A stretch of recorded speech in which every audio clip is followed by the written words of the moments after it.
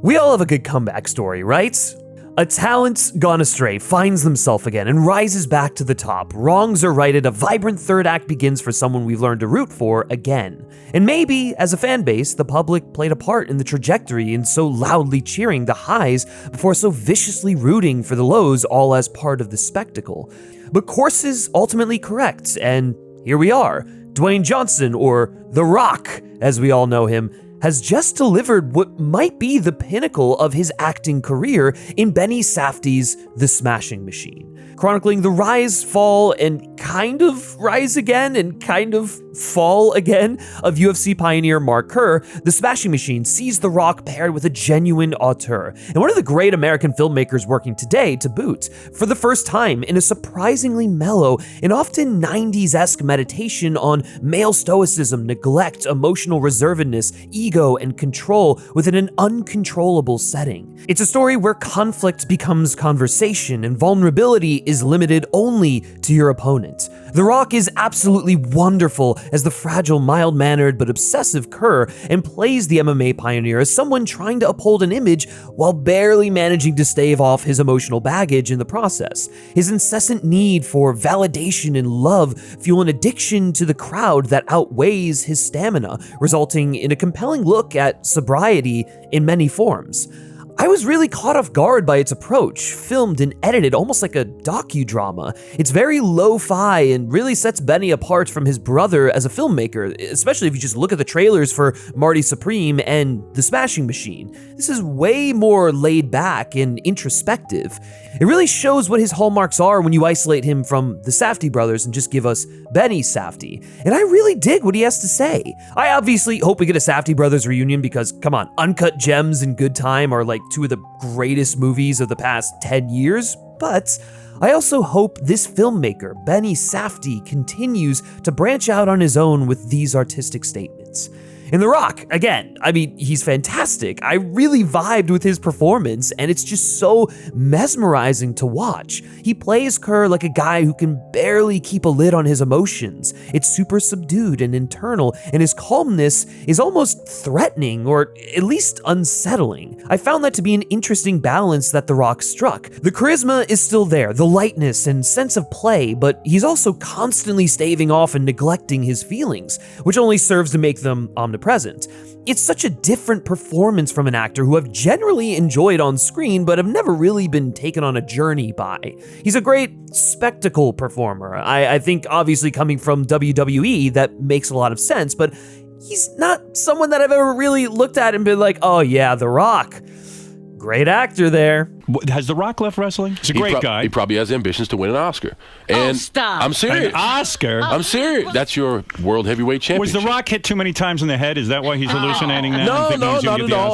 In the past, you're always watching The Rock efficiently but generically perform the script. There are certain films, particularly in the 2000s, where you can see his ambition to reach another level as an actor. Walking Tall and The Game Plan especially come to mind. The Rundown is also a really great early actions film. Maybe not the most exceptional performance by The Rock, but, you know, it's a great time, and I don't think the movie would be the same without him. But he's either being let down by mediocre material or just not properly finding the next gear in those films. He moved almost exclusively into big-budget franchise vehicles and generic action flicks afterwards, and while his box office numbers were always solid, I challenge you to name one of his characters whose name isn't Luke Hobbs or Maui. Pain and Gain is really the only exception to all of this, an inspired Michael Bay film that brilliantly sees the filmmaker employing his cynical views of America and its idiocy and ego. This is where The Rock finally showed promise as an actor with a performance that leverages his wrestling persona in order to satirize it. For the first time, he didn't just try to reach another level as an actor, he got there. Say what you will about Bay, but it was cool to see him pair off with a director who has an actual vision, whether or not that vision works for you or not. And even if you aren't a Bay head, there's no denying that Pain and Gain ranks as one of his best efforts, at least one of his most admirable ones. And because of that, it was the least generic film The Rock had done at that point. And I think in a way, it freed him. Well, at least temporarily before all the Black Adam stuff. Yeah, that That was him reaching rock bottom, and I think this is him realizing, hey, maybe it's time to move away from all of that stuff. I mean, there is no denying that the performance of Black Adam, the shifting of the guard at Warner Brothers in DC, actually broke this man. I mean, he had to go on Twitter and lie to the public on Black Adam's performance, and just the marketing for Black Adam alone reeked of desperation. Because the hierarchy of power in the DC universe is about to change. The Rock was clinging to stardom and a persona and level of fame that was simply passing him by, and everyone could see it. Everyone could see what he was doing, and yeah, I think that's why people started to tap out on The Rock. But in the fallout of all of that madness came a silver lining by way of Benny Safdie's The Smashing Machine. This is a film with its heart on its sleeve and genuine passion behind and in front of the camera. And whether it's Benny or being paired up with one of today's great actresses in Emily Blunt, who he's formed an excellent rapport with over the years, or just The Rock himself giving a fearlessly committed performance and genuinely delivering the craft, The Rock finally arrives as Dwayne Johnson, the actor, breaking free of the persona that's held him back for so long. He is the guy that he's been trying to be all this time. And yes, this is of course his career best performance, and I hope it blows open a bunch of doors for him moving forward to do even better work. And that trajectory really mirrors Mark Kerr's in the story. I mean, the whole movie is about a pioneer who has to come to terms with the shifting industry to recognize their contributions to it, but also understand that there's more to glean from the experience than just celebrity and attention. In fact, it's really about how The Ring exposes the fractures in Mark Kerr's psyche, or The Rock's psyche, the need for self-love, addiction treatment, evolution, and reinventing oneself. You can absolutely see why Dwayne Johnson was attracted to the project, because there's a lot of him in the core DNA of the story. While The Rock certainly wasn't the first wrestler to pursue acting, I mean, that's been going on for decades prior to when he emerged on the scene. You've got people like Rowdy Roddy Piper in They Live, and Hulk Hogan doing Hulk Hogan things. But none of them really took acting seriously. It was just a bit thing to earn some extra money on the side. And more often than not, when they were in these projects, outside of perhaps maybe Rowdy Roddy Piper, they were playing some version of the persona that we recognize from the wrestling ring. So when The Rock decided to pursue acting and take it seriously, he was pioneering something that hadn't been done before, at least not to this extent.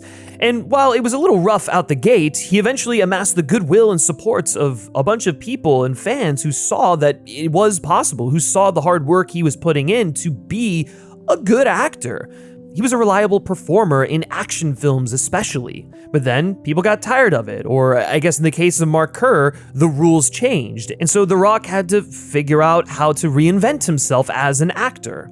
He went bigger, started doing more blockbusters, and while he never really left the action thing, the blockbusters he was in became more explosive, event cinema, if you will. He even made the leap to singing and animation with his work on Moana. But when he was riding that high, when he was making those big films, I think there's no denying that he got a little high on his own supply. He got a little too addicted to the attention and the notoriety that came with having such a high profile. He became almost a parody of himself in a way, which inevitably led to his downfall with Black Adam. And then reaching rock bottom, he had to figure out what was next. He had to figure out what was important to him. Was it being on the biggest stage in the world, or was it the craft of acting and the fulfillment that he gets out of it? And I think The Smashing Machine forced him to reconcile his personal wants and needs with chasing the high of celebrity in these higher profile projects. And that's ultimately what The Smashing Machine is about. It's about chasing a high and struggling to know when to quit. It's the story of someone who is a pioneer in not only their sport, but in the field of athletics altogether, who struggles to reconcile that fact with his desire to be a celebrity, to hold on to the fame, energy, and high that being victorious and adored in the ring provides. Mark Kerr needs the external validation because he fails to find that love within himself. Fighting is his outlet. It's freeing, a way to express himself and let the pain he feels out, inflicting it onto others. He also thrives on MMA, having limited rules, allowing for him to rise to prominence through signature moves that are also incredibly violent. These moves are gradually banned from the sport, requiring him to master the actual art and technique that are the backbone of MMA, rehabilitating and reinventing himself each time. The parallels to Dwayne Johnson's career, breaking through as a wrestler turned actor and having multiple reinventions throughout his career that come with a desire to entertain and a passion for the craft, are undeniable. And even when he's clean from drugs, Mark's addiction comes through in the form of his craft and his obsession over it, and it causes his relationship with Dawn to blow up. He struggles to recognize the reality of his situation and how it masks festering problems underneath.